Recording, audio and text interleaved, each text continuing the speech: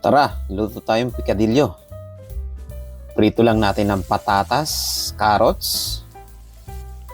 Lutuin lang natin yan hanggang sa mga 70% siguro. Tapos yan, set aside lang natin. Gisa lang natin ng sibuyas, bawang. Gisa-gisahin lang natin yan hanggang sa mag-caramelize. Saka natin ilagay ang giniling na baka. Siya nga pala, pwede rin kayong gumamit dito ng baboy or chicken.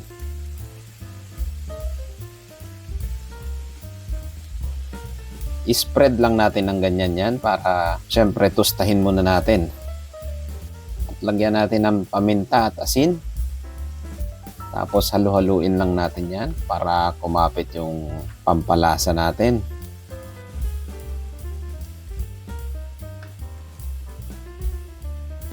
Tapos lagyan na natin ng tomato paste, paprika, magic sarap. Tapos mix-mix lang. At ilagay na rin natin ang ating fresh tomato. Pwede rin kayong gumamit dito ng tomato sauce kung wala kayong fresh tomato. Pero syempre, mas masarap ang fresh. Lagyan din natin ng toyo, patis. Optional lang yung patis guys. Kahit toyo lang pwede na. Tapos lagyan natin ng tubig. At takpan lang natin yan ng mga 10 minutes para madurog ang ating kamatis. Ayan o. At ilagay na natin ang ating ginisang patatas at carrot. Lagyan na rin ng raisins, green peas. Ayan, halu-haluin lang. At siya nga pala, frozen green peas yung gamit ko. Kung wala kayong frozen green peas, pwede lang din yung nasa lata.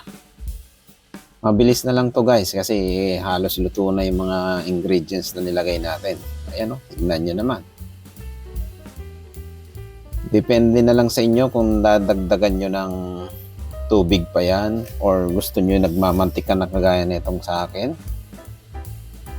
Or kung gusto nyo namang pang negosyo, syempre dadagdagan nyo ng ano yan, cornstarch water para lumapot. Extender ang tawag doon. Ayan o, tignan nyo naman. Ano pang inaantay? Tikiman time na. Ayan o, naku, ready mo na ang napakaraming kanin kapag ganitong ulam mo. Siguradong malakas sa kanin to. Tikiman time.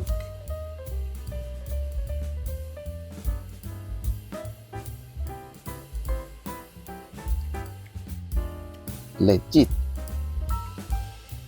Siya nga pala guys, pwede rin kayo magdagdag dito ng asukal kung gusto nyong manamis-namis. Pero ako, okay na tong ganito. Ayan. Pwedeng pulutan yan. Sigurado. Kung gusto nyo, palaman nyo sa tinapay, pwede rin. At siya nga pala, kung nagustuhan mo ang videos na to, pa-like and share naman at pa-follow na rin sa aking YouTube channel, TikTok, Instagram, Facebook. At full recipe nito ay nasa YouTube channel ko. Ibang inintay nyo, luto na at maraming salamat.